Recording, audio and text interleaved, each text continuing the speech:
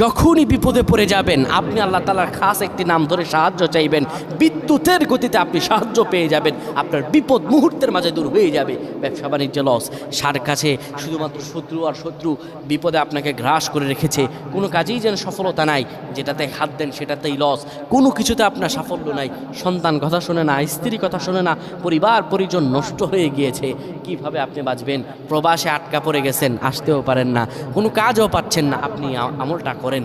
এটি আমার কথা নয়, বিশ্বনবী মুহাম্মদ রাসূলুল্লাহ সাল্লাল্লাহু আলাইহি ওয়াসাল্লামের প্রিয় সাহাবী হযরত যায়েদ রাদিয়াল্লাহু তাআলা আনহু, তিনি একবার মক্কা থেকে হিজরত করে যখন মদিনায় যাবেন, ঠিক সেই সময় বিপদে পড়ে যান।